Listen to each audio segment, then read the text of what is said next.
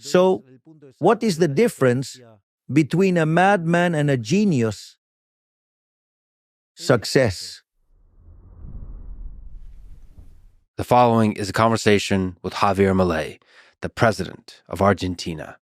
He is a libertarian, anarcho-capitalist, and economist who campaigned with a chainsaw that symbolized his promise to slash the corrupt bureaucracy of the state. He stepped into the presidency 1 year ago, with the country on the brink of hyperinflation, deepened debt, and suffering from mass unemployment and poverty. He took this crisis head on, transforming one of Latin America's largest economies through pure free market principles. In just a few months in office, he already achieved Argentina's first fiscal surplus in 16 years, and not just avoided hyperinflation, but brought inflation down to its lowest in 3 years. We discuss all of this in detail, both the successes and the challenges. His depth of knowledge of economic principles, metrics, and data was truly impressive and refreshing to hear from a world leader. But even bigger than the economic transformation of Argentina, Javier represents the universal fight against government corruption and the fight for freedom. Economic freedom, political freedom, and freedom of speech. He has many critics, many of whom are part of the corrupt establishment he is seeking to dismantle. But many are simply Argentinian citizens, scared of the pain his radical policies may bring, at least in the short term. But whether one disagrees with his methods or not, no one can deny that his presidency marks one of the most ambitious attempts at economic transformation in modern history, and that Javier Milei is truly a force of nature, combining the rigor of an economist with the passion of a revolutionary in the fight for freedom of a nation he loves. Argentina is one of my favorite countries, so I sincerely hope he succeeds. This interview was conducted with the president speaking Spanish and me speaking English, with an interpreter simultaneously translating. We make the episode available, overdubbed and subtitled in both English and Spanish, thanks to our great friends at 11 Labs. If you're watching on YouTube, you can switch between English and Spanish by clicking the gear icon, selecting audio track, and then choosing the language. Same with the captions. If you're watching on X, I'll post both Spanish and English versions separately. If you're watching on Spotify or listening elsewhere, I'll probably only post the English version. This is a first time for me doing something like this in a foreign language. It was challenging, but illuminating. I hope to continue talking to many world leaders for 2 to 3 hours in this way, including Volodymyr Zelensky, Vladimir Putin, Narendra Modi, and Xi Jinping. I want to explore who they are, how they think, and how they hope to help their country and humanity flourish. This is the Lex Fridman podcast. To support it, please check out our sponsors in the description. And now, dear friends, here's Javier Milei. When did you first understand the value of freedom, especially economic freedom? Well, actually, I came to understand the ideas of freedom as an economic growth specialist back in the years of 2013 to 2014. I could see that per capita GDP statistics over the last 2,000 years of the Christian era essentially looked like a hockey stick, indicating that per capita GDP remained almost constant until around 1800, after which it accelerated sharply. In the same context of that phenomenal increase in productivity and per capita GDP, the population had multiplied 7-fold over the preceding 200 years. So basically, in economics, that means you get increasing returns, and the presence of increasing returns implies the existence of monopolies, concentrated structures, and according to traditional neoclassical economic theory, the presence of monopolies and concentrated structures is not a good thing. But at the same time, one could see that living standards had increased tremendously, and that middle-income people ended up living far better than emperors did in the Roman era, and the population had gone from having 95% of people in extreme poverty to less than 10%. And in that context, the question was how it could be that something that had lifted so many people out of poverty, that had improved human conditions so much, could be something bad for economic theory, meaning something was not right. So, in that context, I remember that one of the people who worked on my team suggested I read an article by Murray Newton Rothbard called Monopoly and Competition. I remember reading it like it was today. And after reading it carefully, I said, everything I've taught about market structure in the last 20 years in courses on microeconomics is wrong. This caused a very strong internal commotion in me, so I called this person who used to work with me, and they recommended a place to buy Austrian School of Economics books. And I remember I bought at least 20 or 30 books, which I went to pick up one Saturday afternoon. And when I visited the bookstore, I was fascinated by all the stuff they had there. So I went back the next day and I started calculating how much money I needed to pay for my dog's food. That's my four-legged child. And how much I needed to spend on the taxi fare and food. And then, with what I have left, I spent all of it on more books. And then I started to read very intensively. And I remember, for example, the experience of reading Human Action by Mises, and this was a book that I didn't know about. And I remember that on the following weekend, I started to read this book right from the first page, and I didn't stop until I finished it, and that was a true revolution in my head. And having the chance to read Austrian authors like Rothbard, Mises, Hayek, Hoppe, and Jesus Huerta de Soto, or others like Juan Ramon Rallo, Philip Bagus, and Walter Block, for example. That was very inspirational. And at one point, I got the opportunity to read related to the works of Alberto Venegas Linchijo, and I also had the pleasure and honor to meet him. And today, we are actually friends. So that paved the way for me to approach the ideas of freedom. And another book that was a very significant influence and impact on me was The Principles of Political Economics by Menger. It was truly eye-opening. Or let's say, for reading Eugen von Böhm-Bawerk, these were things that really challenged all of my former thinking. I had a vague idea and poor about the Austrian school. The only thing I had read about the Austrian school until then had been Money and Time, a very good book by Garrison, but now that I understand a little bit more about Austrian economics, I know that it was rather poor. This doesn't mean that the book isn't good, but there were a whole lot of things to read that ended up being truly fascinating. So from that, what is now today, and maybe you can talk about the evolution, is your philosophy, economics philosophy. You've described yourself as an anarcho-capitalist, market anarchist, libertarian. That's the ideal. And then maybe in practice and reality, you've said that you're more of a minarchist. So lay it all out. What's your economics philosophy today? Strictly speaking, I am an anarcho-capitalist. I despise the state government. I despise violence. Let us suppose we take the definition of liberalism.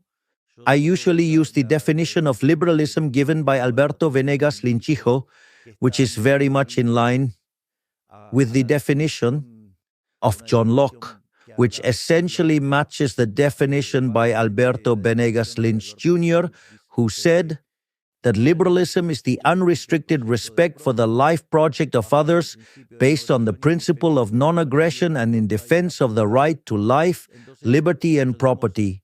So I frame all of the discussions within those terms, and the fact is that when you get to that notion, I would dare say that you become an anarcho-capitalist de facto. And what that describes, it is an idea which represents my ideal world. I mean, that is the ideal world. Now, real life poses a whole lot of restraints, and some of those you can lift, and those restrictions and others you can't. So, in real life, I am a minarchist. I advocate for minimizing state size. I try to remove as many regulations as possible. In fact, that is what I used to say during my campaign, and let's say that is what I'm now carrying out. We have just carried out the largest structural reform in Argentine history. It is a structural reform that is 8 times larger than Menem's, which had been the largest structural reform in history. And we did that with 15% of the representatives and 10% of the senators. Furthermore, we have a deregulation ministry where basically every day we eliminate between 1 and 5 regulations. On the other hand, we have 3,200 additional structural reforms pending, to the point that the day we finish all these reforms, we will be the freest country on the planet, with the consequences they have in terms of well-being. Think about this. When Ireland started market reforms just over 40 years ago, it was the poorest country in Europe. Today, its GDP per capita is 50% higher than that of the United States. So, I have a current situation, and what I am constantly looking for, whether from my academic works and my outreach notes and books, is the world we have today. That every day we are closer, that every day we gain more freedom, because there are some very interesting things here. First, I would like to quote Milton Friedman. There is a moment when they do an interview with Milton Friedman and they ask him about liberals, and then he says that there are 3 types of liberals. There are the classical liberals, where, for example, Adam Smith or Milton Friedman himself could fit. Some say that Hayek could fit into that category. For me, Hayek is a minarchist. Then you have the minarchists where you could clearly find in that place Mises, Hayek. One could find in philosophical terms Nozick and basically Ayn Rand. And at one point, Milton Friedman, based on his own son, he says, but if you look closely, there are some who are anarchists. Let's say, probably from my point of view, the person who has been the greatest inspiration in my life is essentially Murray Newton Rothbard. So therefore, there are 2 dimensions. One is where I want to go, and the topic is where I stand. So the most important thing is to try each day to advance further toward that ideal of anarcho-capitalism. In that sense, sometimes we face strong and harsh criticism regarding that ideal vision. I think that's the nirvana fallacy. If you compare yourself against paradise, everything is horrible and miserable, but you don't live in paradise. You live on earth. Basically, what you need to understand is something called the state conditions. Let's suppose that you don't like rectangular tables. You prefer circular tables. Now, the reality is, I have only a few hours until I go and catch my flight, and the table is rectangular. You like a circular table, a round one, but there isn't one. What you have is a rectangular table. So either we do the interview here or we just can't do it. So what do? You adapt to the current conditions. This is what there is. Now, so then you have some restrictions that you can change and others that you cannot. The idea is to modify all the ones that can be changed in the short term and start working on those that can be modified in the medium or long term. For example, if you really like round tables, perhaps the next interview we may do at a round table, we're going to try and solve it. But today it's something that we couldn't possibly solve. So that's basically the idea, right? Let's say it's about understanding that some restrictions you can't change, others you can, and there are institutional restrictions too. There are many anarcho-capitalists who are dedicated to criticizing, and incredibly, they do so with more violence towards liberals, and many of them actually criticize me, which truly make no sense because it is precisely the nirvana fallacy. But the reality is that, look, in Argentina, for example, the most popular sport is soccer. When you go to watch an Argentina match, it is beautiful. The stands are full and they're all painted with sky blue and white colors. There is a lot of joy. People sing songs that are very fun, that are very distinctive. It's very much part of Argentine folklore, so to speak. But you see, that beautiful show is external. That is to say, it does not determine the outcome. You place the ball in the middle of the field, and no matter how much people shout, the ball doesn't move. The one who moves the ball and scores the goals is Messi. So, what do I mean? If you don't get involved and don't get into it, no, you don't do anything. So, what do I know? Is that there are many liberals, libertarians, and anarcho-capitalists who are really useless because all they do is criticize, let's say, those of us who want to lead the world toward the ideas of freedom, and what they don't realize is that power is a zero-sum game. And if we don't have it, then the left will have it. Therefore, if you level your harshest criticism at those in your own ranks, you end up being subservient to socialism, probably. And also, for instance, you have cases of strong hypocrisy, let's say. I have seen cases of agarists. It's the anarcho-capitalists who criticize Rothbard because he said that you have to get into politics, otherwise the socialists will advance. And it's interesting because some of them I have seen them proposing agorism. And I remember one of them one day, the police showed up, and honestly, he was peeing himself. So, it's very easy to criticize, propose, and suggest, but if he was truly such an agonist, he should have been willing to endure going to jail. However, when it was time to face the consequences of the idea he was promoting, he froze, wet his pants, and ended up, let's say, accepting all the restrictions because clearly it was better to be out of jail than in jail. But in doing so, he sold out his ideas. So it seems to me that not taking into account the restrictions of the situation only serves to be functional to socialism, because all it does is strike against one's own. So you became president 11 months ago. Can you again describe some of the actions you took? For example, you cut half the number of government ministries, layoffs, removed price controls. It would be interesting to lay out the first steps and what's next. If you allow me, I will first give you a description of the situation we received, and based on that, I will tell you each of the things we did.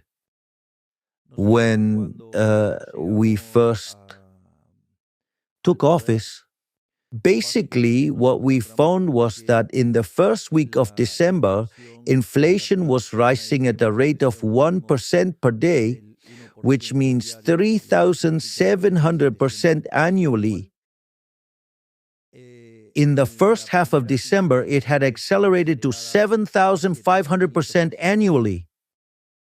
When you look at wholesale inflation in December of last year, it was 54%.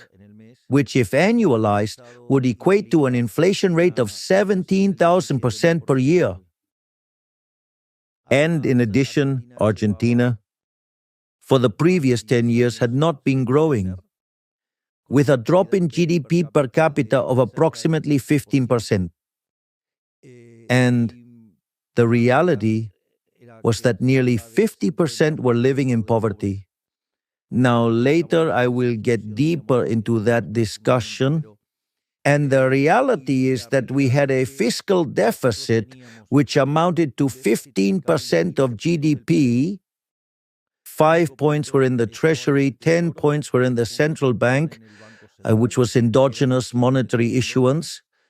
And the reality is that we also had interest-bearing liabilities at the central bank equivalent to 4 monetary bases, maturing in one day, meaning we could have quintupled the amount of money in one day.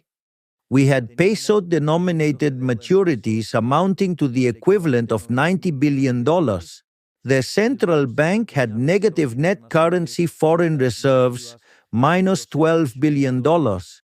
We had commercial debts in the central bank equivalent to $50 billion. There were company dividends held back amounting to $10 billion. Therefore, if we had instantly opened up, you see, I say we are liberal libertarians, we are not liberal fools. That's what some anarchist liberals suggested, meaning that we basically open everything on the first day. So in that context, of course, if we had done that, we would have encountered hyperinflation. Therefore, that would have led to the number of poor people being around 95%, and by December, the Peronist Party would have organized supermarkets lootings and would have done all sorts of things and would have probably been ousted. And by the first part of the year, the Peronists would have gone back to office. So to us, it was crucial to end fiscal deficit. One of the things we promised during the campaign had been to reduce the number of ministries. And indeed, we reduced to less than half the number of ministries because we went to 9 ministries. Today we have 8.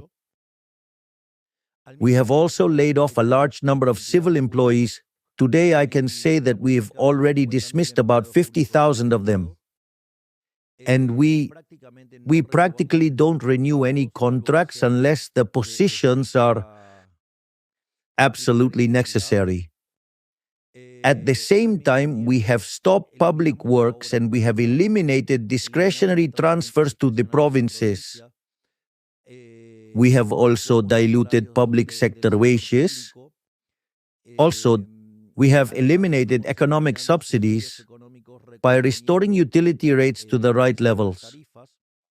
And and in that, let's say in this context, we achieved fiscal deficit as far as the Treasury is concerned.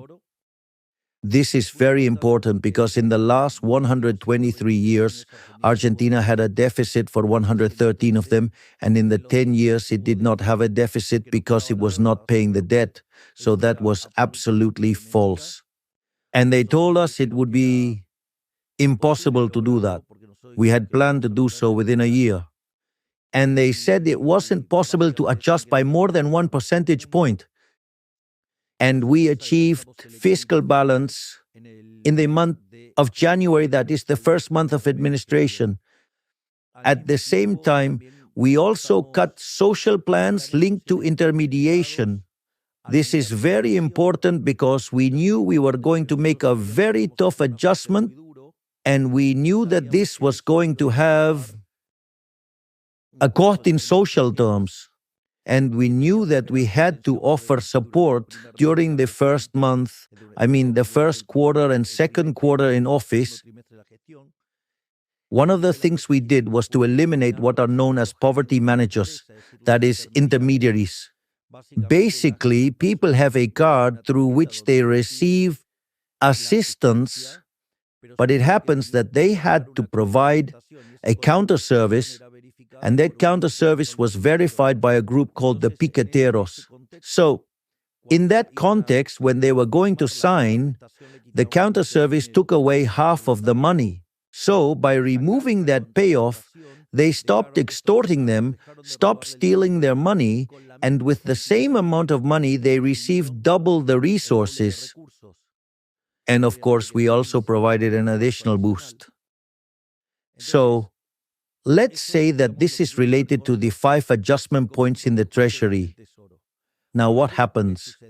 As we began to achieve fiscal balance and no longer needed to issue money to finance ourselves, and as we also met interest payments and some capital repayments, one of the things that happened is that the debt market began to be recreated. So we were able to take debt out of the central bank and transfer it to the Treasury, where it should have always been.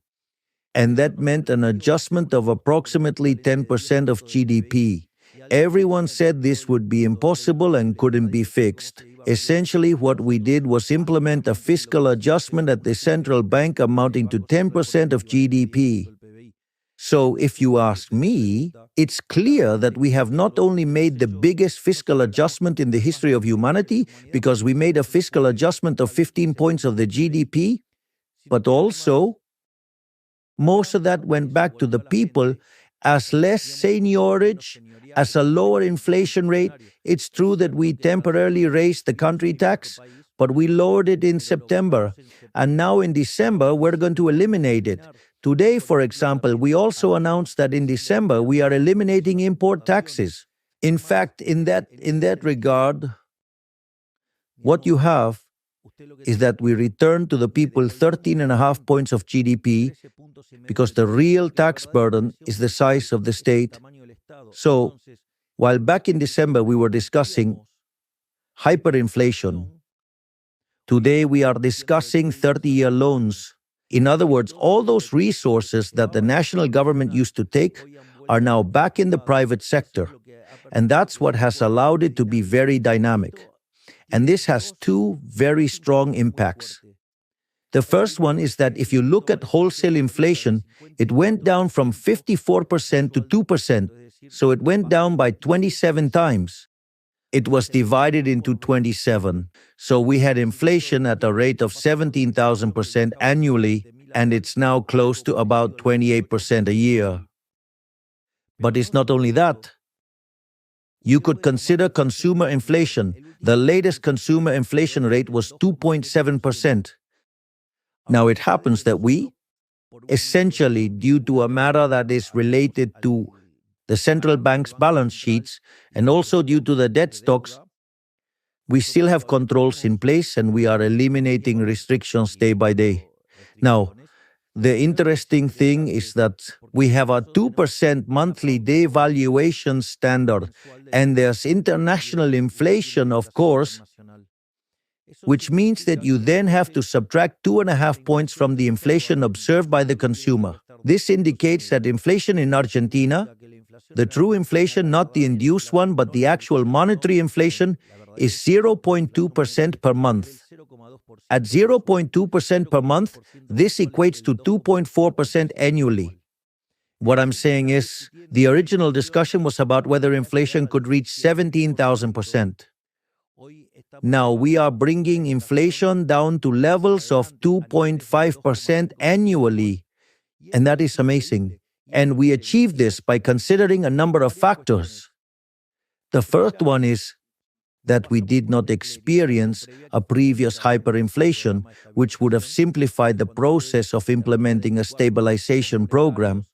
Typically, when hyperinflation occurs, monetary assets are diluted, leading to a natural restoration of demand. And besides, we did not resort to any expropriation. For example, before the convertibility plan, which was the most successful program in Argentina's history, Argentina experienced 2 instances of hyperinflation. During Alfonsin's administration, inflation reached 5,000%, and under Menem, it was 1,200%. Additionally, there was the Bonex plan, under which debt was exchanged on a compulsory basis. In other words, what we did instead was clean up the central bank balance sheet. So with that, we We cleaned up the central bank's balance sheet. We cleared a loss of $45 billion, all voluntarily. And the most amazing thing is that we did it in just 6 months. And at the same time, we have not controlled prices, nor have we fixed the exchange rate. And this is very important. All previous stabilization programs, in an effort to show quick results, used to do this. What they would do is, before announcing the plan, they would adjust the rates, and once the rates were adjusted, they would launch the plan. But in our case, we couldn't afford that luxury, so we had to implement it on the go. And also over the past few months, that is to say, companies brought in rates that covered only about 10%, whereas today they cover 80%, so you get the picture. Just imagine the adjustment we are making, and in that sense, it is also incredible what we have achieved, because if we were to work with the inflation we have in our country today, considering the exchange rate situation, the figures are even better than during the convertibility program, which was the most successful economic program in Argentina's history. And in fact, there is an article called Passing the Buck, which is by Gerardo de la Paulera Bozzoli and Irigoyen, that demonstrates that Menem's first government was the best government in history. And basically, it argues two things in the success of the stabilization of the convertibility program. So if you take a closer look, when you examine it carefully, when you account for all these factors, our disinflation process is actually much more genuine. And not only that, it's also much deeper. We restored freedoms to Argentinians while simultaneously implementing a structural reform 8 times larger. And we accomplished this with 15% of the representatives, 10% of the senators, and within the first 6 months of government. In other words, our deregulation agenda continues daily, and we still have 3,200 structural reforms pending. This will ultimately make Argentina the freest country in the world. Moreover, to have a sense of magnitude, the reforms that we already have made with the Executive Order 7023 and with the basis law, we have actually jumped 90 places in terms of economic freedom. What this means is that today, Argentina has institutions similar to those of Germany, France, Italy, and we obviously want this to continue. And let's say we are going to surpass, no doubt, the levels of economic freedom that Ireland reached in its best moment. And not only that, we're going to exceed the levels of economic freedom of Australia, New Zealand, and Switzerland. We are undoubtedly going to be the freest country in the world. And this means that thanks to what we've done today, we are on a path that allows us to multiply our per capita GDP by 2.5 times when you apply the relevant correction. And this, of course, is something very interesting because it implies a huge increase in well-being. And furthermore, today the Argentinian economy is already strongly and amazingly recovering. And we can say, analysts' hypotheses were suggesting that next year we would be growing between 5 and 6%. Today, JP Morgan has now corrected, or let's say revised the projections upwards. And besides, when we normalized the price situation, the true poverty rate came up and it was 57% in January. Today it is at 46%, meaning we lowered poverty by 11 percentage points. Let's say, it seems truly like a miracle. And not only that, but actually not a single job was lost in the process.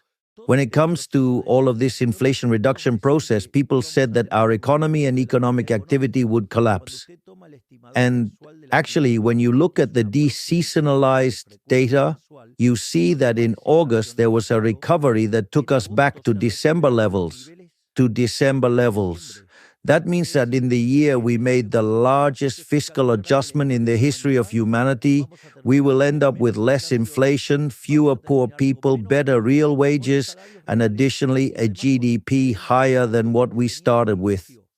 And if you look at it in dollars, I can assure you that the numbers are phenomenal. Because basically today the dollar is below the levels we had when we took office. So the reality is that, and all of this, when you take my popularity levels and the government's acceptance levels, today they are above the moment we assumed office. If you know that the moment of maximum popularity is when you take office. Therefore, this means that far from resting on our laurels with this, we're going for more reforms. We're going to deepen the reforms, and I tell you, we won't stop until Argentina is the freest country in the world.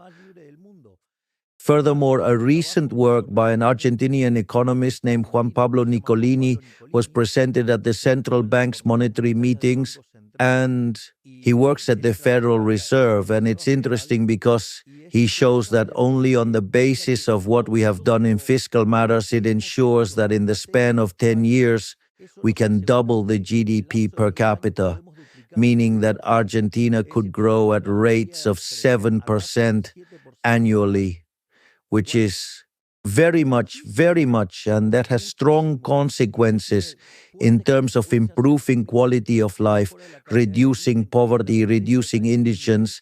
Therefore, if during the worst moment our image didn't suffer and we stayed strong in our ideas, now that everything is working much better, why should we change? On the contrary, we are ready to redouble the bet, to redouble our efforts because we've done things that no one else has done.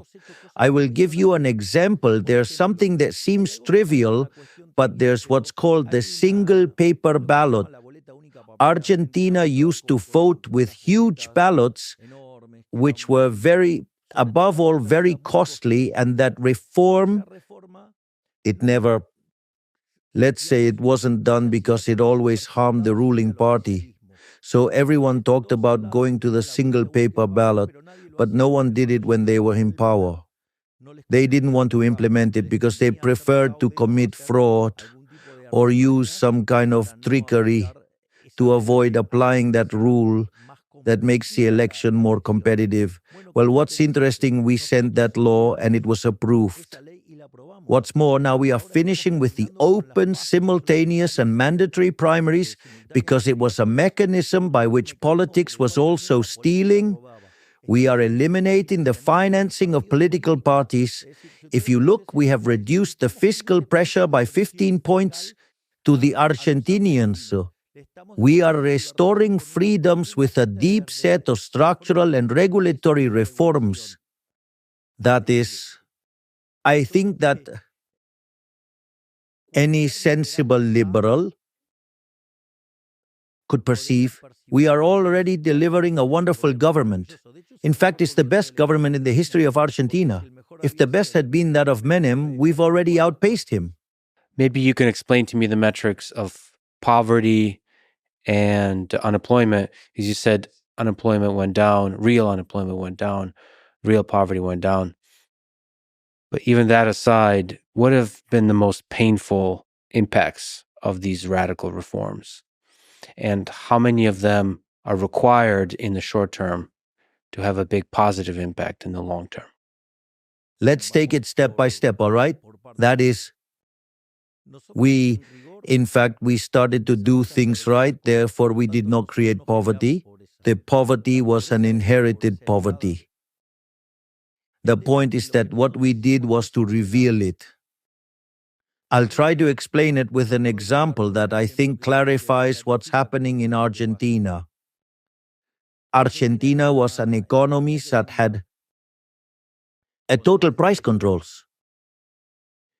It had a fiscal deficit which was financed through money printing. Just for you, to give you an idea, in the last year, Argentina financed 13 points of the gross domestic product with money printing. In other words, a real disaster.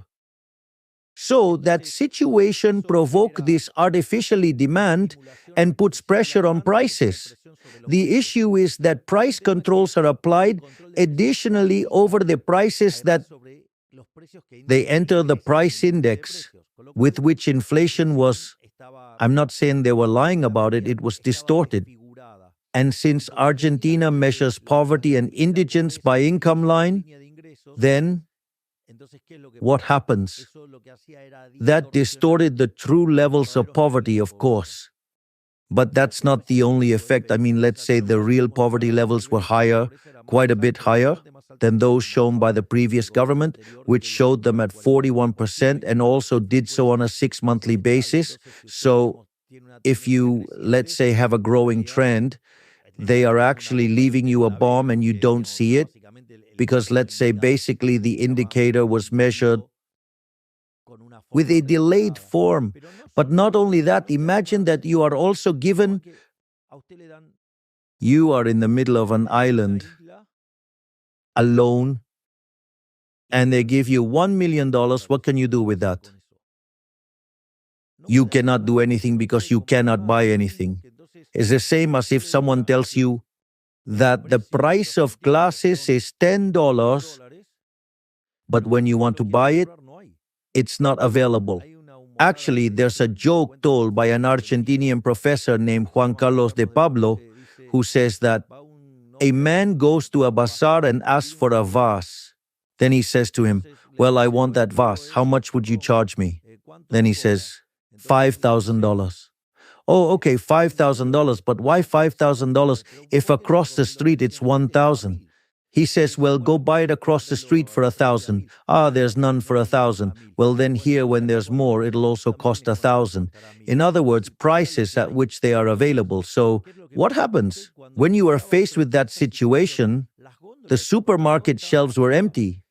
So what was the point of having a price at which you couldn't buy anything? You left those prices, the shelves were empty, so the statistics showed that you were much better.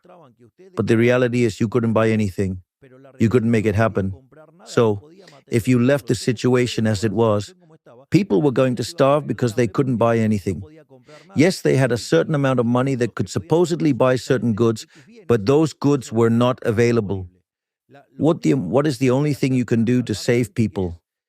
Make the prices transparent and allow products to reappear. Well, when you make the prices transparent, you also make transparent the cost of the basic food basket and the total basic basket, meaning the poverty line, the indigence line and the poverty line respectively.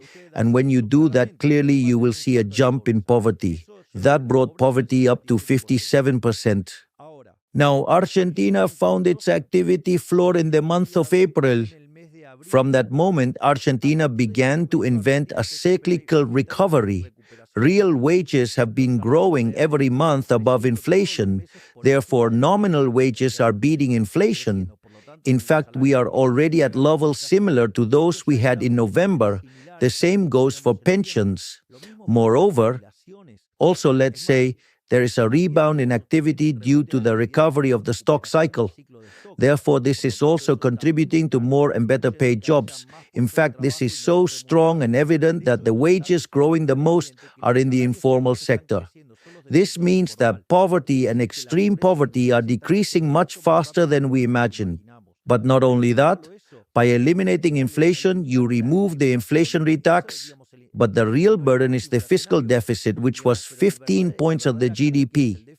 Okay, we temporarily raised the country tax, now we lower it, but we return that to the Argentinians. We gave back 15 points of the GDP. Not only that, but also, when you eliminate inflation, you remove the distortion of relative prices. Therefore, the allocation of resources is much better. Not only that, but also with the strong fiscal adjustment we made, we have reduced the country risk from 3,000 basis points to 770. Today, Fitch raised Argentina's rating to CCC. So, what do I mean? That translates into a lower country risk, and interest rates, and that generates an increase in investment, also generates an increase in consumption. In other words, the Argentinian economy is currently in an absolutely flourishing moment. And how is that sustained in the long term? With structural reforms, which we implement daily, deregulating the economy and introducing new laws that free Argentinians from the many oppressive measures that have burdened it over the past 100 years. You've spoken about the caste, the corrupt political establishment. So there's a lot of powerful people and groups that are against your ideas. What does it take to fight when so much power is against you? Look, we have fought against corruption like never before in Argentina. In fact, when we took office, for example, there were about 900 roadblocks per year. That is, people who made a habit of blocking the streets. They prevented free movement. And besides, they were given social plans, and they were given a lot of money. If you remember, when I started by explaining the cuts, one of the things I said was that we removed the middlemen of poverty, in other words, the managers of poverty, those who lived by stealing from the poor. Well, that is a huge source of corruption. In fact, when we did that, 2 days later, one of the most renowned and influential piqueteros called for a demonstration. He claimed that 50,000 people would attend because he was actually expecting 100,000. So he wanted to showcase it as a success.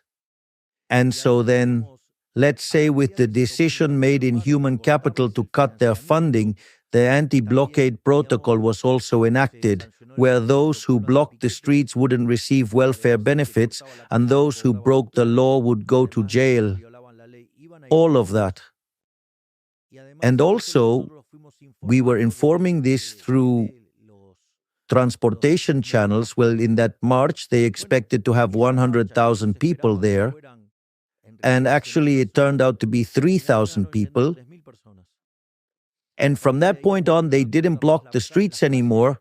We also evidently put an end to that corruption. One of the things that also generated a lot of corruption was public works. Another thing that led to significant acts of corruption were the discretionary transfers to provinces. In general, these transfers were made to the provinces with accounting as obscure as possible. So, the national government, in collusion with the governors, let's say, the money ended up being used for other things. Not only that, with which we have already done many things. Furthermore, the Ministry of Human Capital is always filing complaints in court, not in the media, in court. Acts of corruption like never before in Argentine history. Not only that, but also in terms of condemning corruption. That is, we have done, for example, 2 days ago, it was condemned. Cristina Fernandez de Kirchner got a sentence for corruption. I mean, due to corruption, and the next day, that is yesterday, we took away their privileged pensions. At the same time, we have discovered that Kirchnerism used disability pensions for acts of corruption. For example, there is a city that has more disability pensions than people. In other words, to give you an idea of the things being done in Argentina. And also in Argentina, we have restored freedom to the judiciary. We do not pressure the judiciary. And this is so true that during my government, not only was Cristina Fernandez de Kirchner convicted, but also the 2 terrorist attacks carried out by Iran were condemned.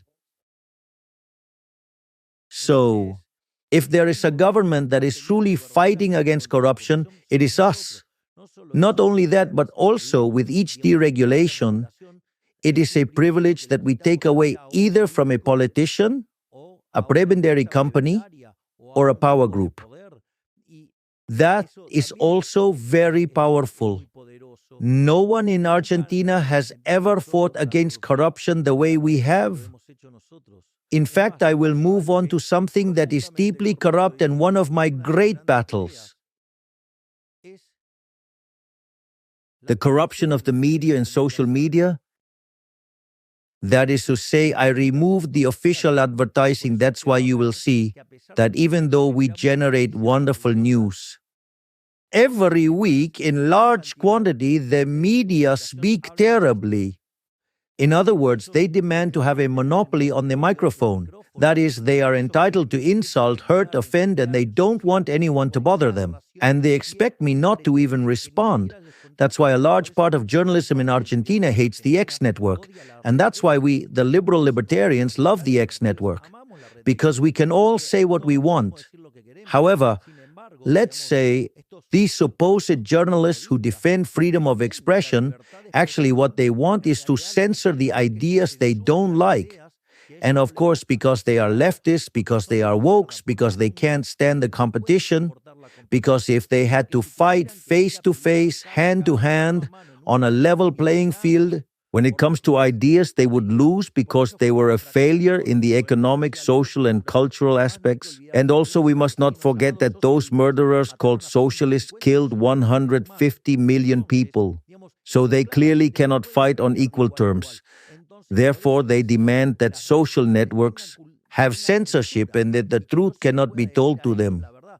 Because when you tell a socialist the truth, they cry, claiming it's hate speech. No, it's not hate speech. It's that you are useless people who have ruined the planet.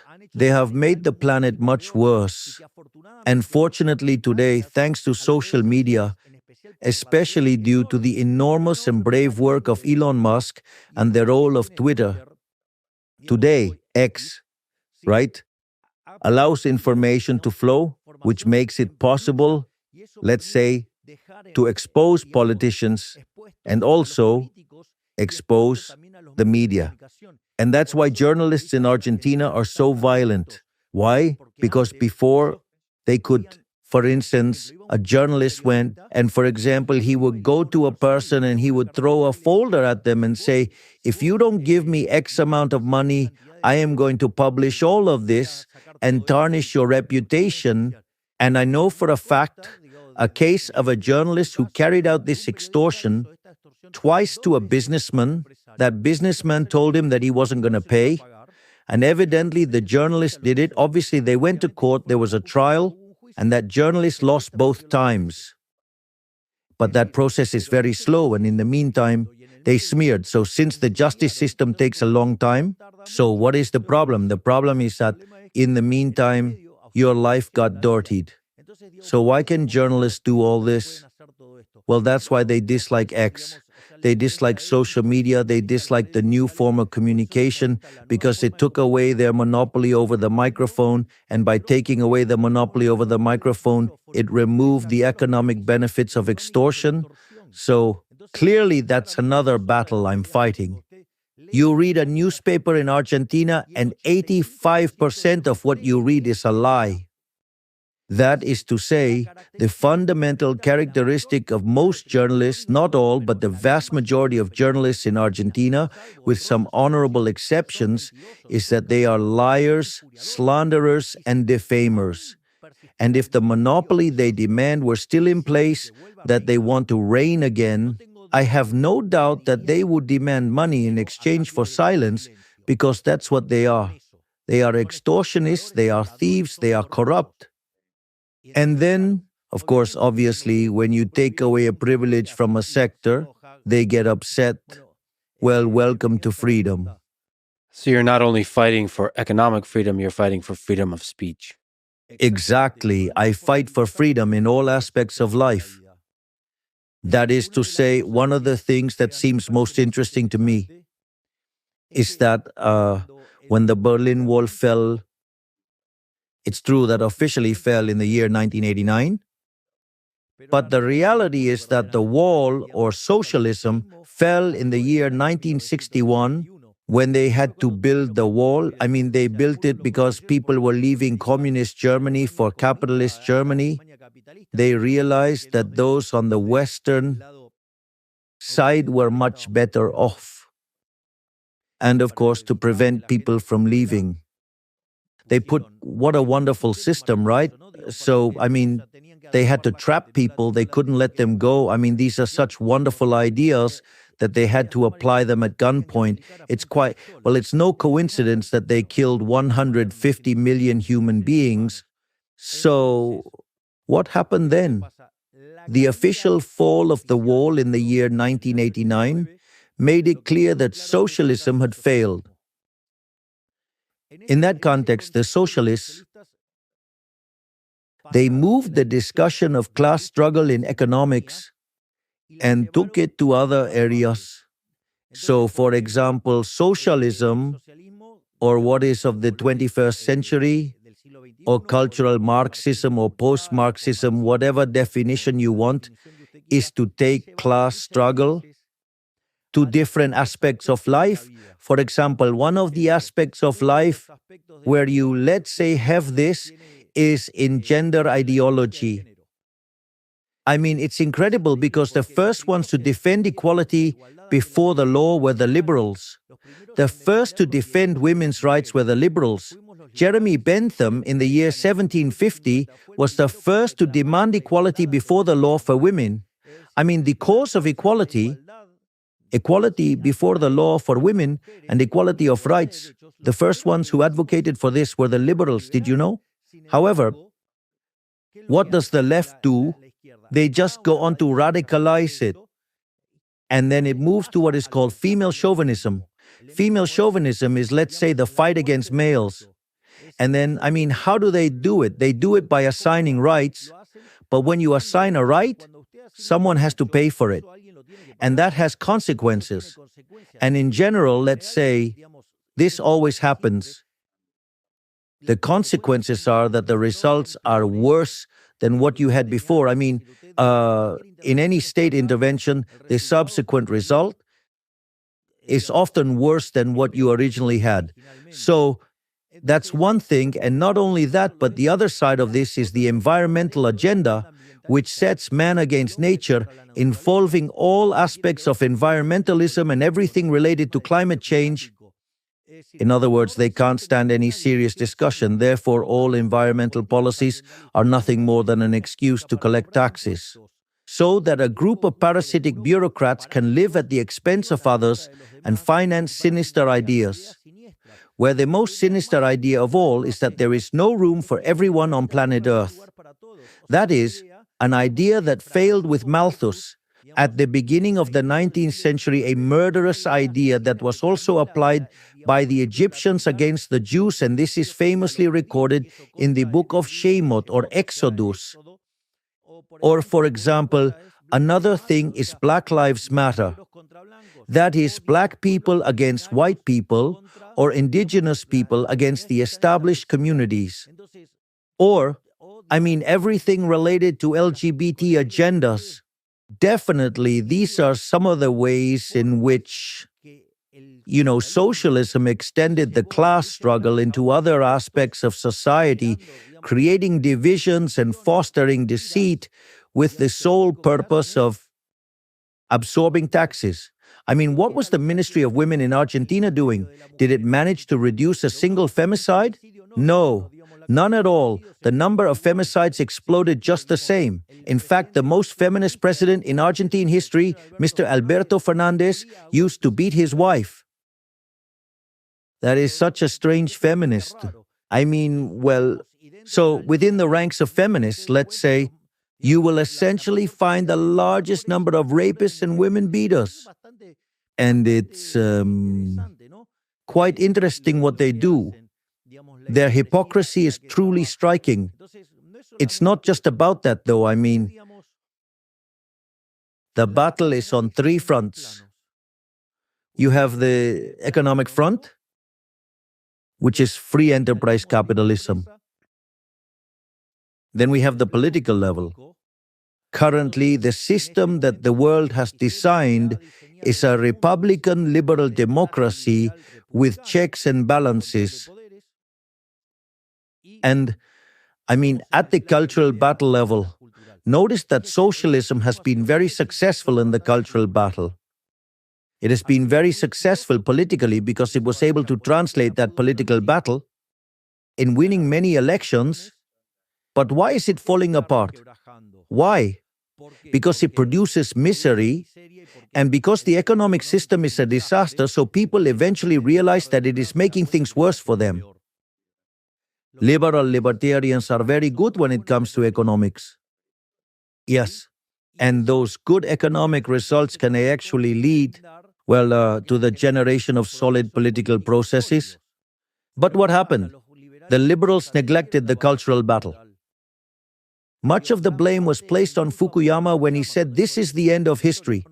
No, it was not the end of history because the following year, in 1990, the socialists gathered at the São Paulo Forum and, based on the ideas of Gramsci, designed a strategy to infiltrate the media, culture, and education, which ended up changing the entire discourse. And they established that what they said was politically correct, and that any idea outside of it was to be considered reactionary and had to be censored or even persecuted. And they claimed to be the ones defending freedom, even though they were the ones persecuting people. It's the same with journalists who get upset with Twitter. They say they defend freedom but can't stand it when those who think differently speak. Is that freedom? Yes, for them, but not for those who think differently. That's not freedom, that's fascism. Then, what do we say? Then we must fight on the economic front, and I believe we are implementing an extremely successful economic program that is being recognized worldwide. In fact, the other night, the president-elect, Donald Trump, indeed gave recognition for the achievements we are having in Argentina and the speed at which we have done it. At the same time, you have to fight the political battle because, well, soccer matches are not won by shouting from the stands, they are won by playing on the field. But that alone is not enough because you have to, let's say, you need to convey to society the values of capitalism, the free market, what liberalism is, the value of freedom, right? And when you succeed in that, then we will indeed be able to advance steadily. If you don't fight the cultural battle, what happened in Chile will happen to you. They had economic success. It was, let's say, sustained over time, but at some point it collapsed. Why did it collapse? Because they hadn't fought the cultural battle. Then socialism, little by little, took control of institutions in education and the media.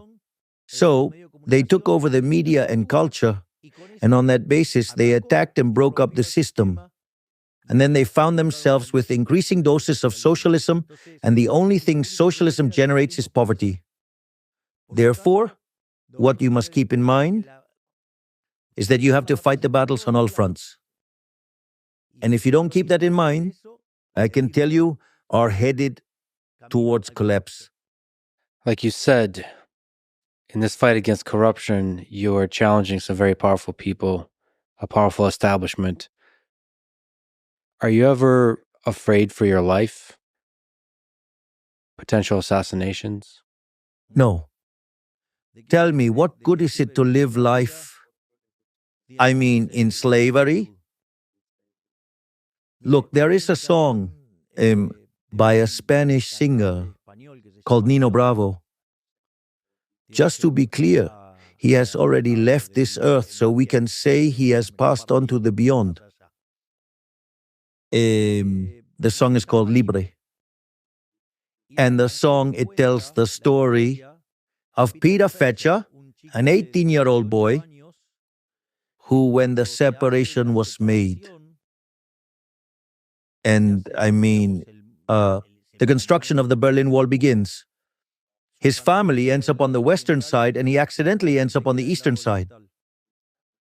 And for a whole year, he plans his escape to the western side, right?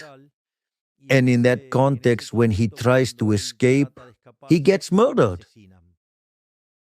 So, really, what is the point of life if it's not in freedom, right? I mean, what is the point of living without fighting for your values? If I am willing to give my life for my values, then what is the point of living without freedom? Look, can I tell you something interesting that happened to me here in the United States? Let's say, back in the year 1998, I came to the United States to take a series of courses to improve my English, which I never use in formal terms because as president, as you can imagine, if I make a mistake, I can create a serious situation. Fortunately, I have an interpreter who is a superstar. And if I make a mistake even in Spanish, he corrects me in the version of the other language. And so back then, In that year, I went to San Francisco and I visited Alcatraz. You're young, but uh, I mean, the visit was an audio tour. You got a Walkman, and you would choose the different tracks and listen to the story.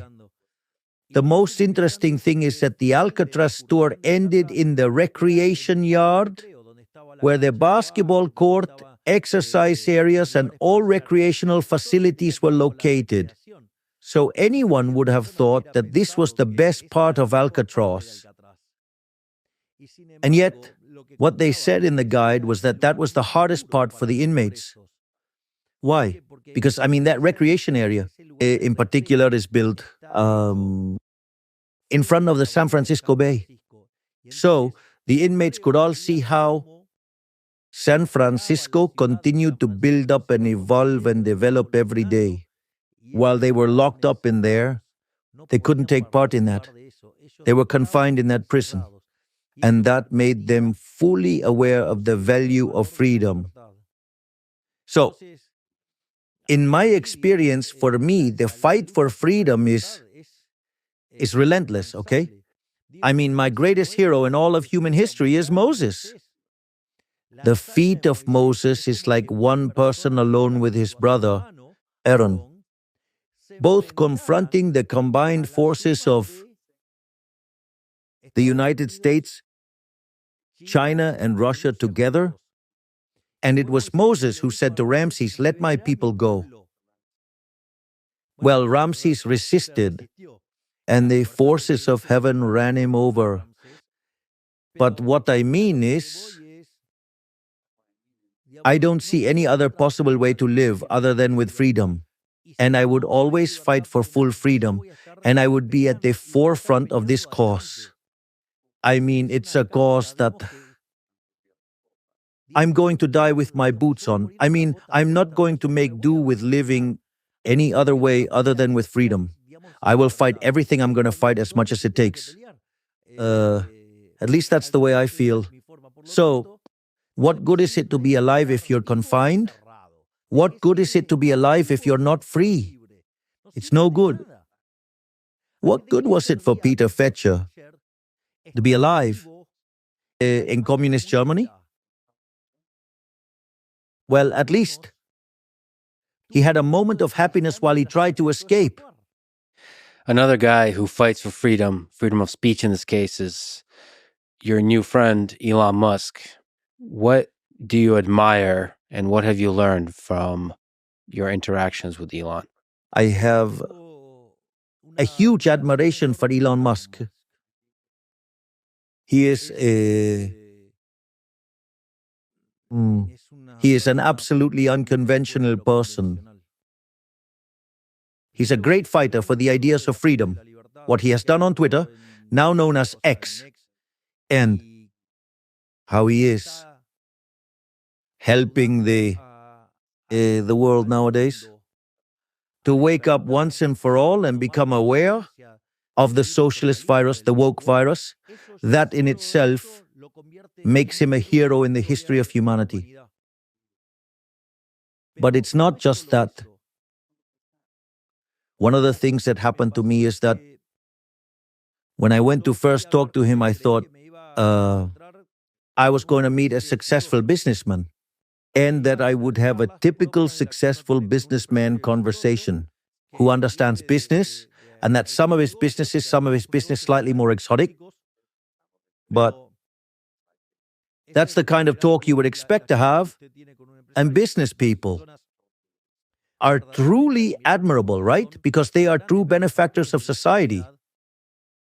But they're usually very much focused on their own business. And one of the things that really, really shocked me when I met Elon Musk, we had scheduled a meeting for no more than 15 minutes. The first time we were in the meeting, for a little over 45 minutes because he was about to miss his flight. So obviously, if someone as important as him doesn't fly as planned, it has to be rescheduled, and he loses a lot of hours. Imagine, every minute is very valuable. And one of the things that happened was that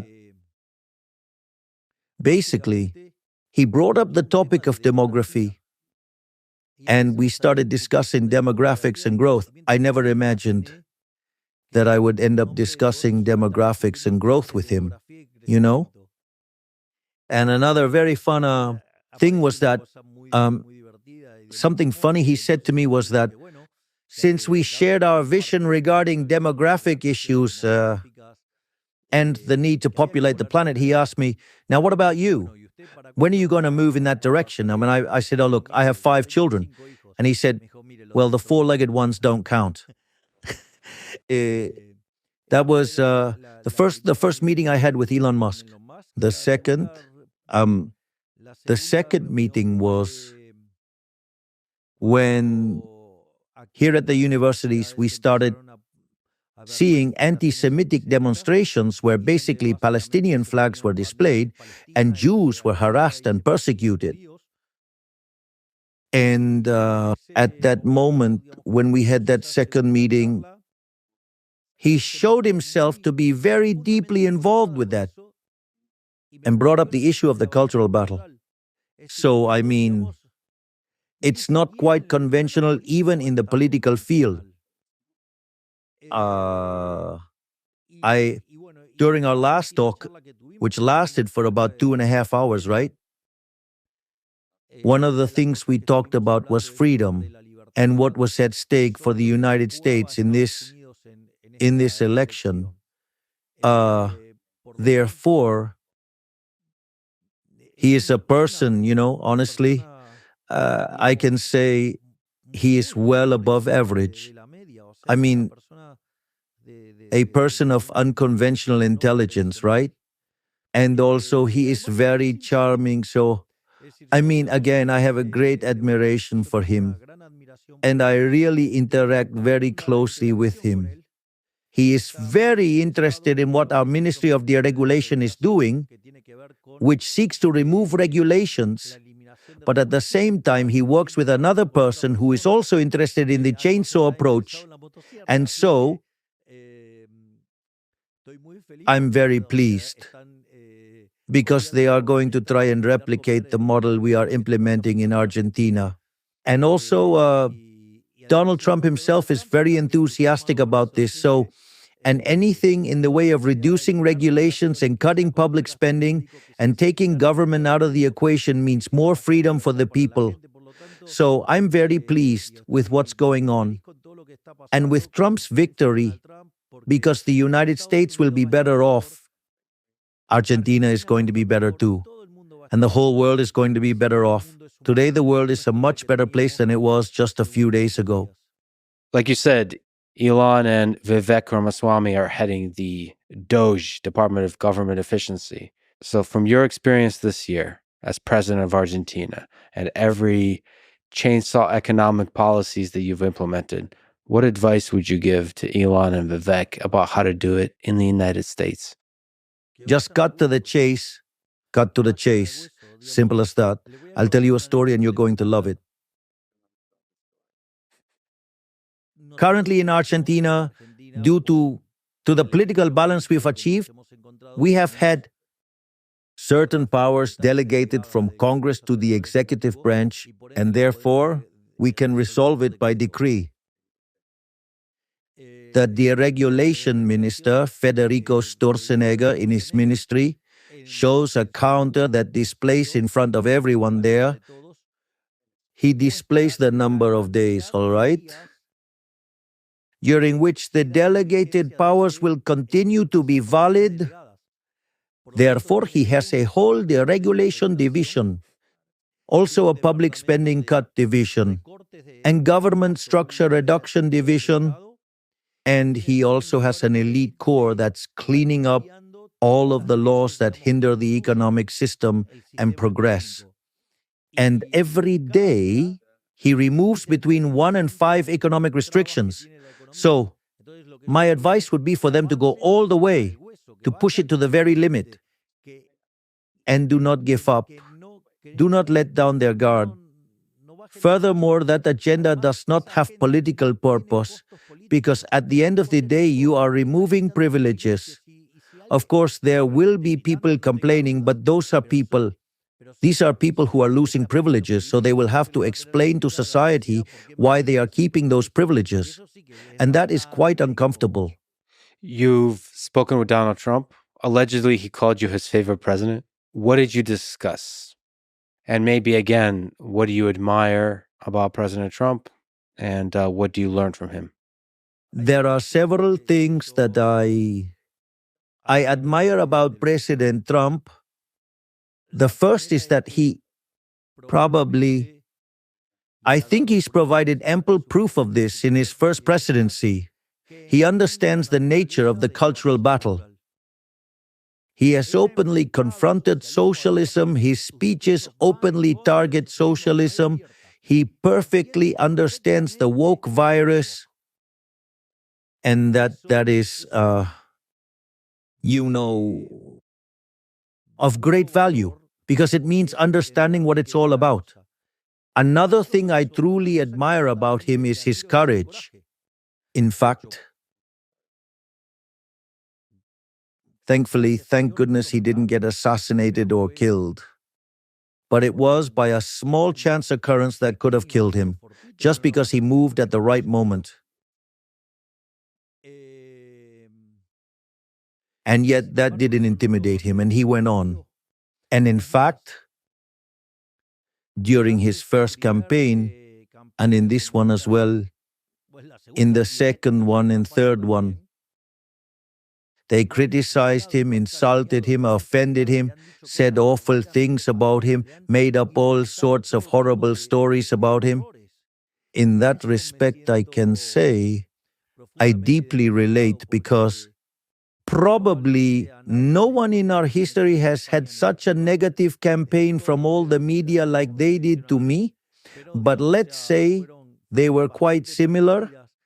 This is why it's so interesting, and I was so deeply moved when last night I also got to meet Sylvester Stallone, because Sylvester Stallone talks about, well, how important is that no matter how hard they hit you and keep on hitting you all the time, despite all that, you keep going on and on and on. What I'm trying to say is that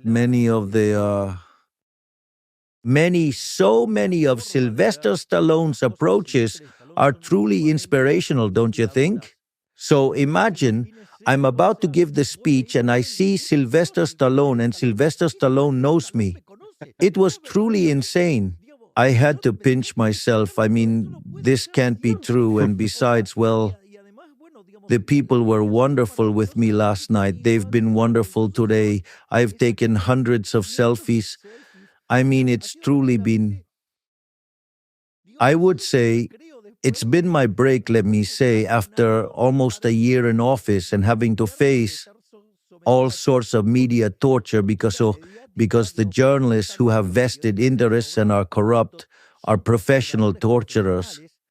Yes, because they invade your personal life, your family, and your privacy. Let me tell you something to show you the kind of garbage the media in Argentina can do.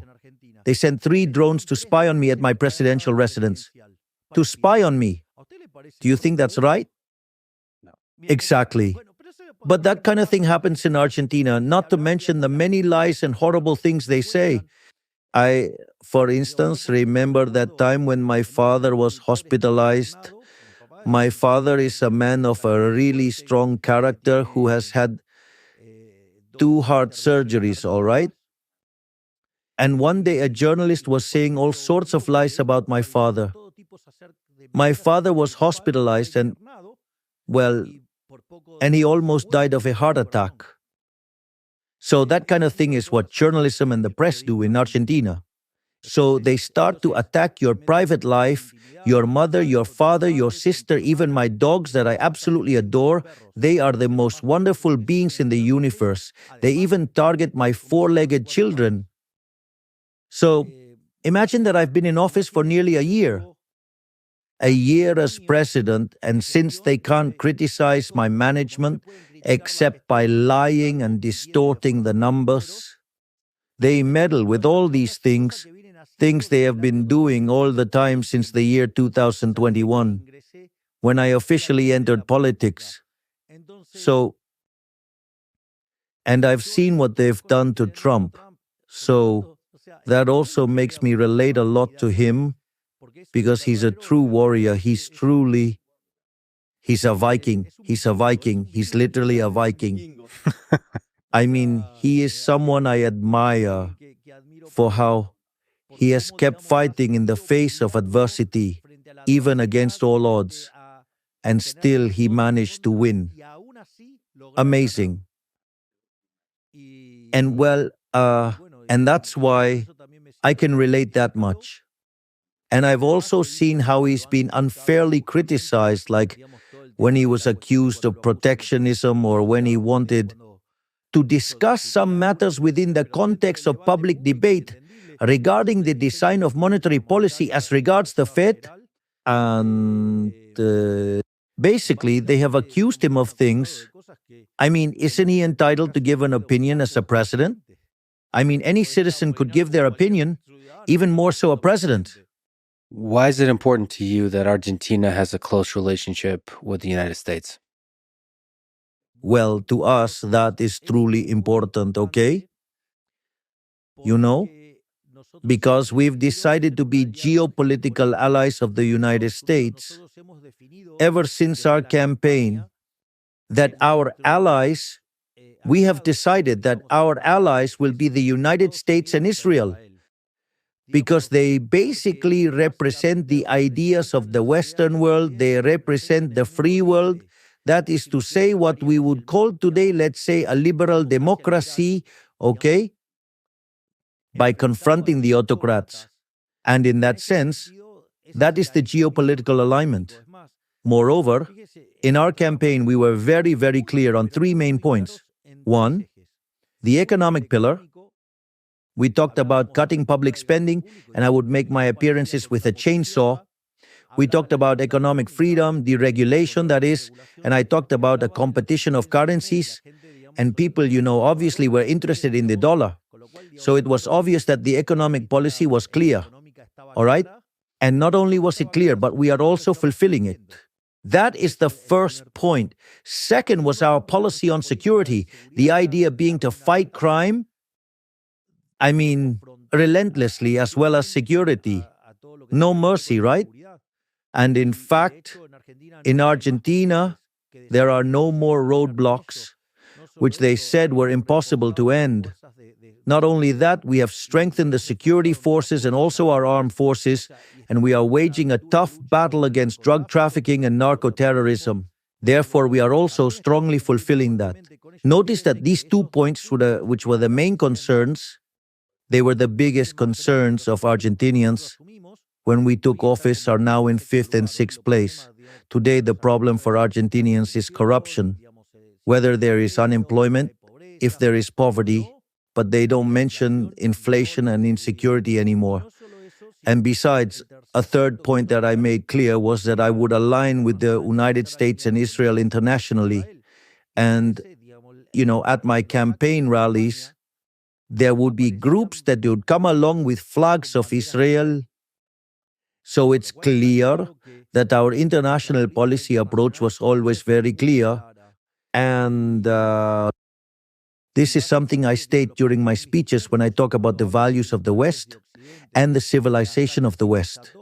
In fact, yesterday, and even more so today, during my speeches, I talked about how the different Greek groups or tribes got together to confront the Persians. That is to say, it seemed that from that time 500 years before Christ until today, that struggle continues, right? But well, so, of course, we're all in. We are betting on the United States becoming, once again, a leader in the West. We needed someone to come back, to make America great again. And that as part of that process, being a commercial ally is also a great idea. So we would really like to move forward and deepen our trade ties and our investment ties, And well, we would also like to be part of the NATO as well. Do you think it's still possible? One of the radical ideas you had as you were running for president was to dollarize the Argentine economy. Do you think that's still a good idea? Are you still thinking about that? Let's see, let's break it down. Let's say if you review all my statements, I talk about currency competition. I'm not strictly talking about dollarization. I'm talking about currency competition and eliminating the central bank. If people later decide to embrace the dollar, that is their choice. Ultimately, in the model I propose, what happens is the formation of a currency basket tailored to the needs of individuals. But I won't avoid the discussion. Today there is currency competition. If, for instance, today in Argentina you want to make transactions in any currency, you can do it, and it's allowed.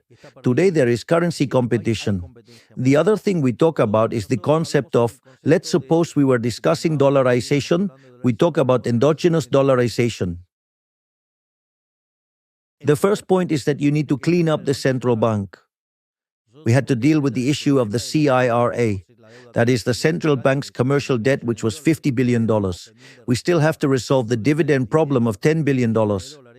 And in the meantime, we did a write-off and cleaned up the central bank's balance sheet by $45 billion. So you can't just close the central bank if it is bankrupt, because you need to redeem the whole central bank debt, which is about the issuing of money and the interest-bearing liabilities. So once we've finished with the interest-bearing liabilities, it'll leave us with the monetary base.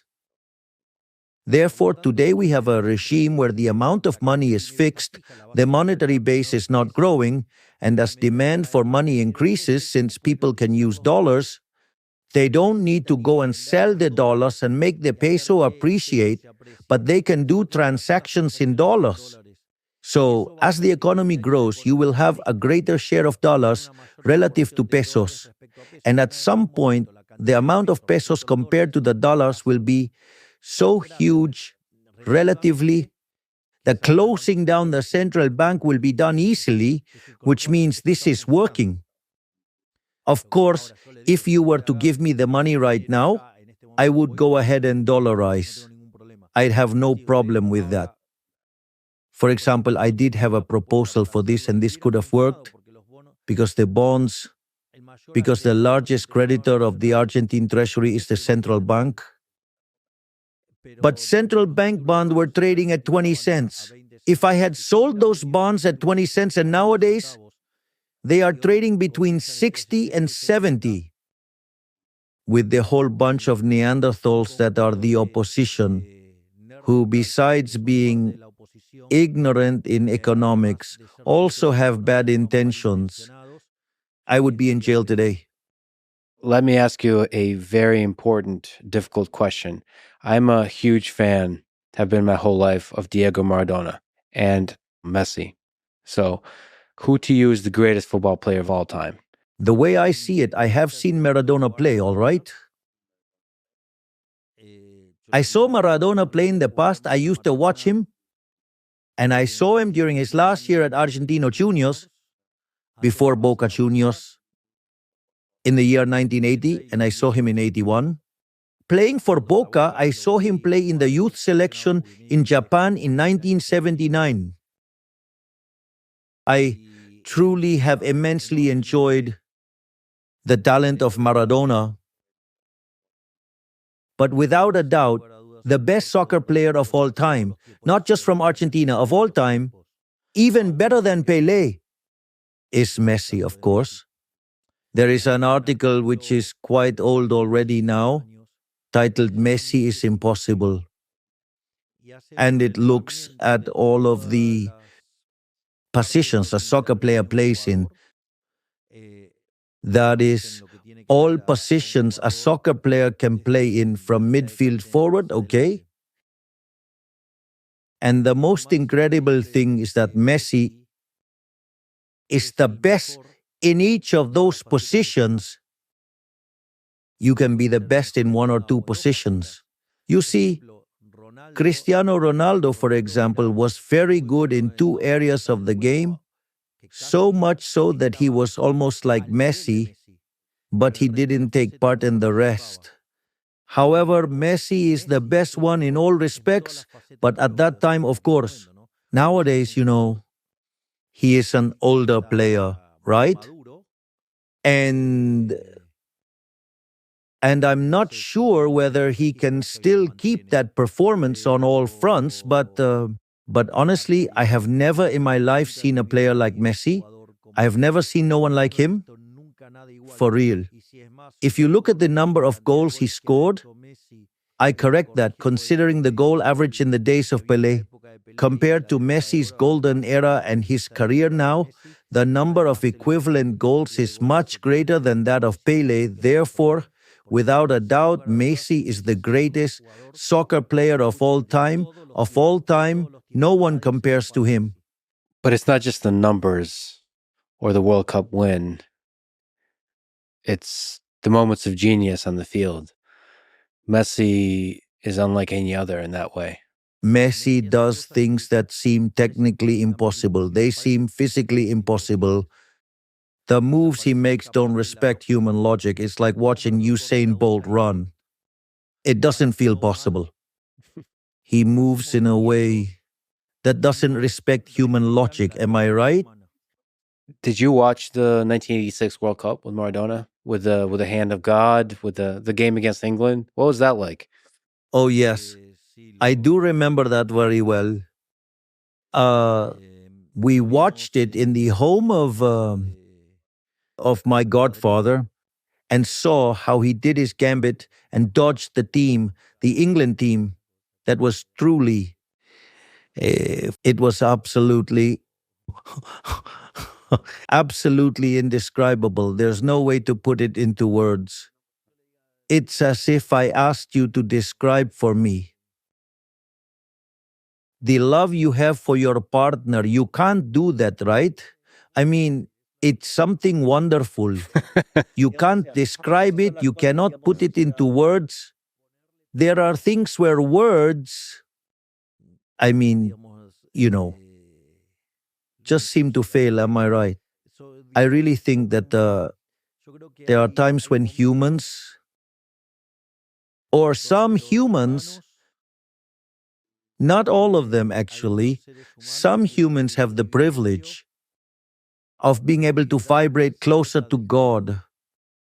Some Puccini arias, for example, when you listen to them, when you listen to the famous aria from La Rondine or the famous aria from Gianni Schicchi, I mean, you get the feeling that he was getting that dictated by God. How can you put that into words? You can't. There's no way you do that. I mean, those moments where we humans are, that we have the privilege. I say it as human beings, right? Because, I mean, I'm speaking from that perspective, okay? I say this only as an admirer. Some human beings have the ability to vibrate so close to God that you can't describe it, you can only enjoy it. This is why in Judaism they don't use the name of God, of the Creator, because how could you put in words something like that? And I believe those are times when us humans connect closer to the Creator and create things. Unique things, you cannot describe them. There are no words to describe that. The only thing you can do is enjoy it and be thankful that you can witness it.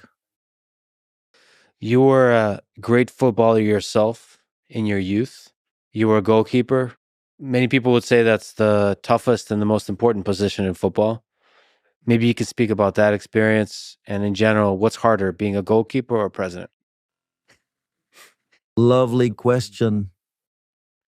Well, indeed. I used to be a goalkeeper, but I'm not so sure about whether I was any good. But, uh, but the experience of having been a goalkeeper is very valuable. First, the goalkeeper is the only player that can use their hands in a certain sector of the pitch, in the area. The other thing is that he's also the only player who dresses differently, right?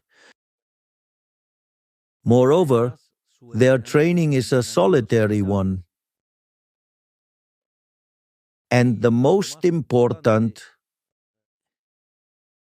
it is the very climax, the goal, right? When the goal is called by their team, everyone is celebrating on the other side and the goalkeeper is on his own. And at the same time, he is the one who suffers the most when a goal is scored because he gets the direct impact. In fact, when the goalkeeper makes a mistake, it's an own goal.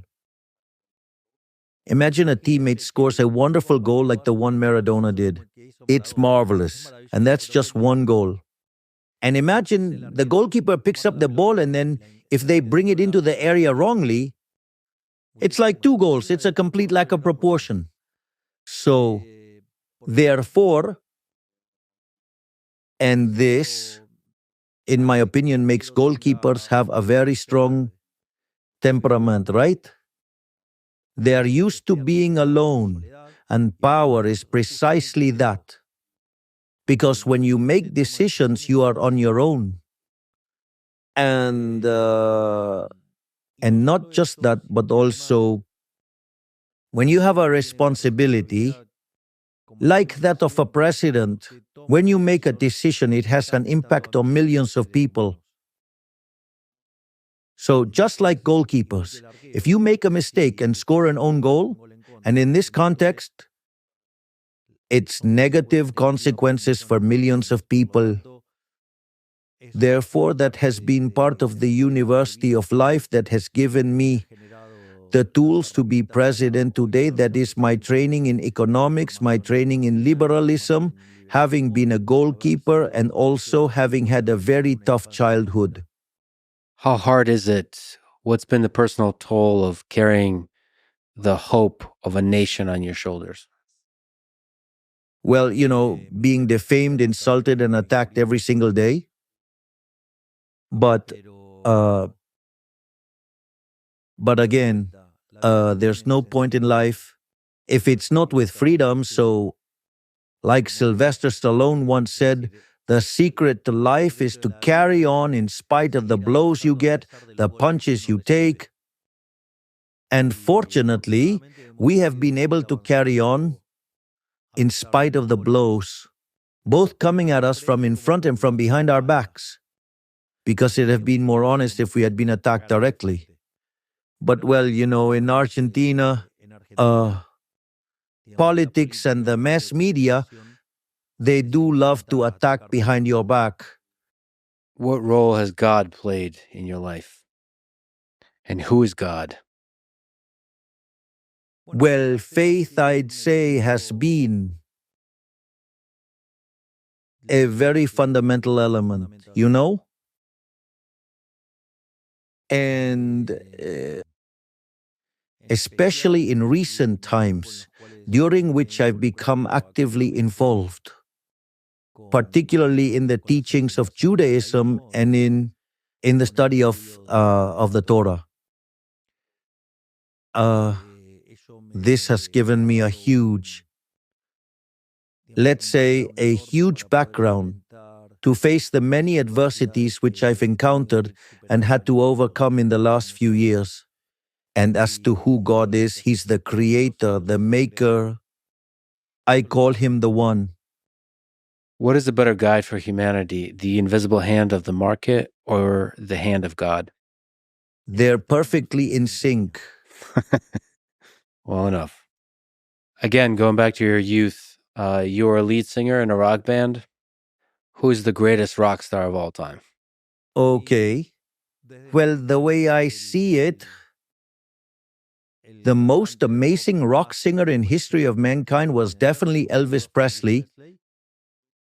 And my favorite band is the Rolling Stones. So I also greatly admire Mick Jagger, you know, and I still have this dream of getting to meet him in person. How fun would it be to play together with the Stones? That would be a big, big dream. Don't get my hopes up because I set goals and then I go and achieve them.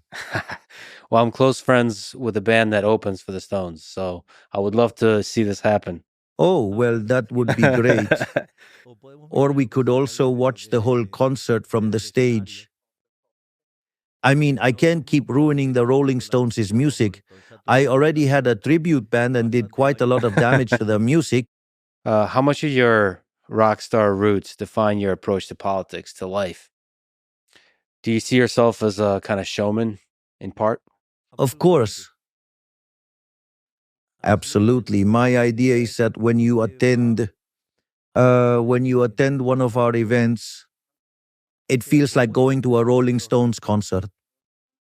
In fact, in one of my most recent performances at Luna Park, I even had the pleasure of singing in front of 10,000 people. It's on YouTube. No, sorry, not on YouTube. It's on my Instagram feed. At that event, I sang a song called Panic Show, and the song starts by saying, "Hi everybody, I am the lion." Your intensity and passion have earned you the nickname El Loco, the madman. Do you think some madness is necessary to challenge the powerful establishment? Well, maybe it's a matter of perspective, right? It could be the other way around. That everyone else is crazy by living in a way contrary to the ideas of freedom. And so maybe the sane person who wants to fix that is then considered a madman. Anyway, the nickname doesn't bother me at all. In fact, I even enjoy it because I've been called like that since I was 10 years old. So it's not something that particularly bothers me, because it's a nickname that, well, it has been used for many years. But actually, if I present to you the case of San Martin, when he said he was going to cross the Andes to liberate not only Argentina, not only our country, but also Chile and Peru, and people called him crazy. Imagine if you had tried and spoken with, I don't know, with Michelangelo, you would have called him crazy too. Or if you had talked to, I don't know, hundreds of people who have changed the world, surely they would have thought that Einstein was crazy and so on. The list would be infinite. So, what is the difference between a madman and a genius? Success. Let me ask you about the market. It's so interesting from your view of the world, how powerful the market is at figuring out what's best for society. Why do you think the market works so well as a guide for humanity? One must first understand what the market is. Simply put, the market is a process of voluntary exchange where individuals cooperate through the transfer of property rights, in which private property is upheld. This is the system that drives the allocation of resources. In essence, socialism, and this is what Mises condemns in his book Socialism, shows is that without private property, prices cease to exist, and therefore resources are diverted. Why don't you think it's the same to make a road of asphalt or gold? Why not make it of gold? Because you have an understanding of economic calculation, you have an idea of prices in your mind.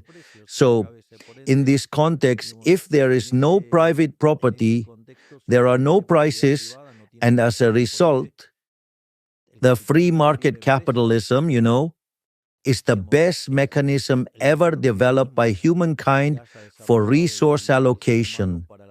This also implies that markets must be free from state intervention, because when the state intervenes, it creates interference. And markets need to allow free entry and exit, what we call competition. However, it's better to understand competition in the sense described by Israel Kurtzner, one of the foremost figures of the Austrian school, or in the neoclassical framework as William Baumol understood it, which was the concept of free entry and exit in so-called contestable markets. And also, let's talk about what pertains to the division of labor and social cooperation. The most wonderful thing about capitalism is that you can only be successful by serving others with better quality goods at a better price. If you are successful, in the free market capitalism, you are a hero, you are a social benefactor, you are a prosperity machine. So the better you do, the better you do, the better it is for society. This is very important. I remember when I had my first meeting with Elon Musk, and this made me admire him greatly. And this is something my sister commented on too. Elon Musk told me something he does every day. He wakes up every morning thinking about what problem he could fix for humanity. That's amazing. Of course, what is the counterpart? Being successful.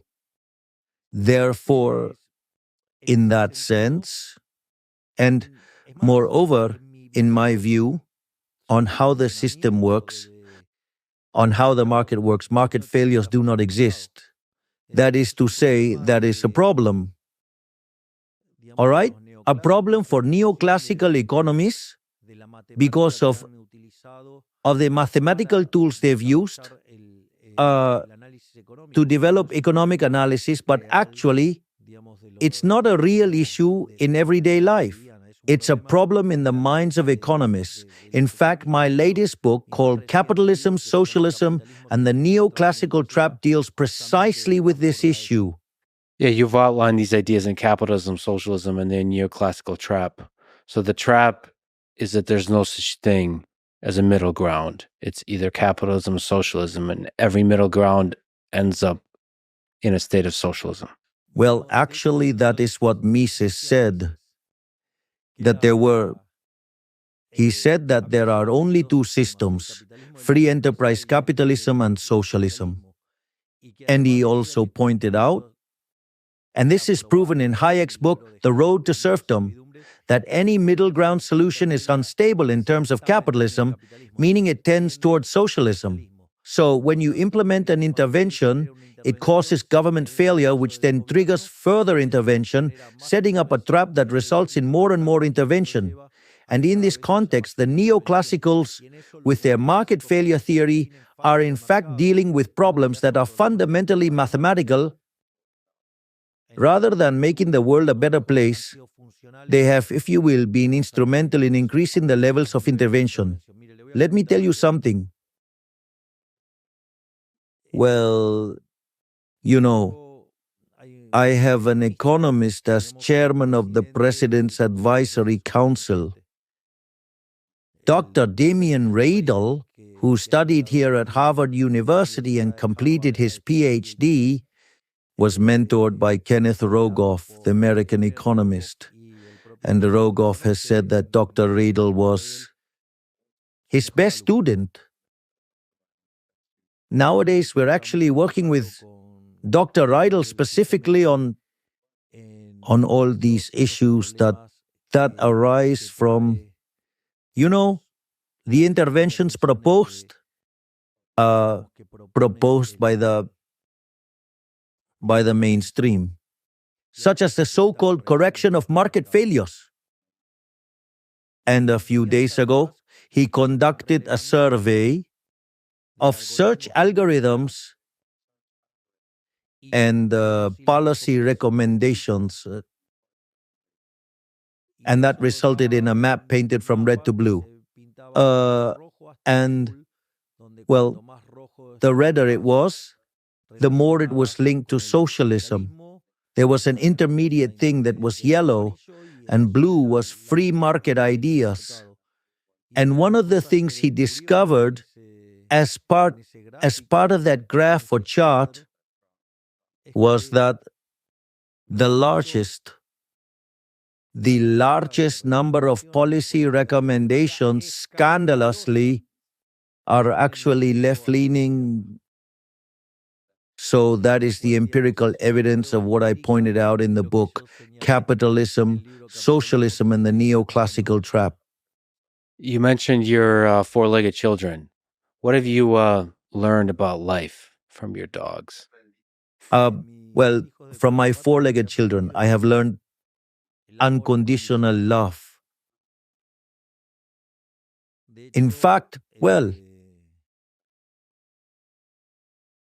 my name in Hebrew means loyal friend, faithful friend, and on the Chinese horoscope, I am dog. And if there's one thing that defines me is loyalty, being decent. And those virtues, you can find them in those wonderful beings that dogs are who love unconditionally. In fact, they are superior beings, right? Spiritually speaking, in my case, because I don't forget or forgive those who have harmed me. That is to say, all those who have insulted, defamed me, and criticized me. I remember each one of them, but I don't have the greatness needed to forgive them. On the topic of loyalty in politics, I'm sure there's been a lot of people, some people, who have betrayed you. Does that hurt your heart? It depends, because you sometimes think that you can expect some people to be loyal, and if they betray you, of course, that hurts. But some people, you actually don't expect anything from them, so if there's betrayal, I mean, you won't be annoyed or feel bad because you owe it to someone who didn't share your values. But politics does have that, Sometimes, many of the people you may come across don't have the values you advocate for, but it's cost benefit. You need to let the ship sail on, right? Or would you rather let it sink?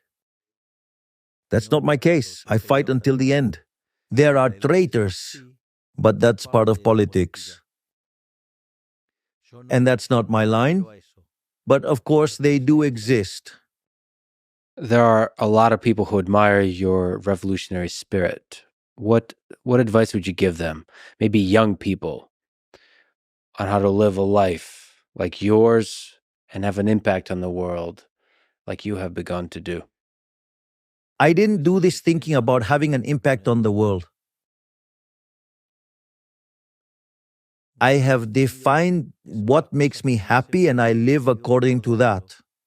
I live consistently by that. And most importantly, I would say, never give up. Moreover, and above all, never be half-hearted. I would rather cry because I failed, rather than not crying because I never tried. I mean, I'm a perfectionist, so when I do err, of course, I have a bad time. But still, I prefer to go and get things done. If it goes wrong, it's part of life. But I will never have to regret not having done what I thought needed to be done at that moment. All right? What gives you hope about the future of Argentina and the future of humanity? Well, the fact that thanks to social media, and to the whole tech revolution going on. Every day, more and more people are becoming aware of how important freedom is to live in peace and prosperity.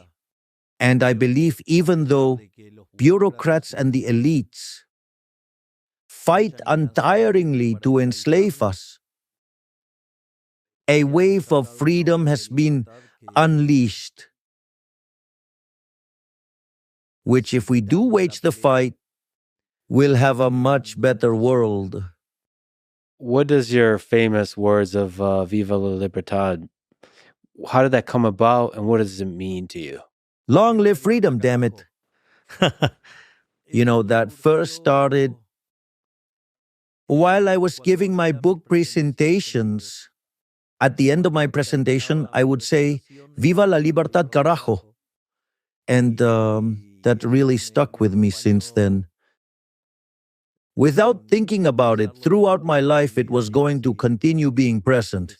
In fact, today, my presentations, all of my speeches end with, may God bless the Argentinians. May the forces of heaven be with us, and viva la libertad, carajo. The first phrase reflects my faith in God fervently, and that I'm deeply thankful to the Creator for the wonderful things He has bestowed upon me daily. The second one has to do with a quote from the book of Maccabees 3:19, which says that victory in battle doesn't depend on the size of the army, but on the forces of heaven. This has to do with the victory of the Jewish people, the Maccabees, against the Greeks, and how they recovered the temple. And the last one, well, is my war cry. Well, there's no better way to end it. Thank you for being a warrior for freedom. And thank you for talking today. Thank you very much indeed for your interview, and thank you for being so well educated, because very often interviewers are not like that, and you did have windows to play foul and you didn't, and I recognize that, and I thank you for that. Thank you. Thanks for listening to this conversation with Javier Milei. To support this podcast, please check out our sponsors in the description. And now, let me leave you with some words from George Orwell. In a time of deceit, telling the truth is a revolutionary act. Thank you for listening, and hope to see you next time.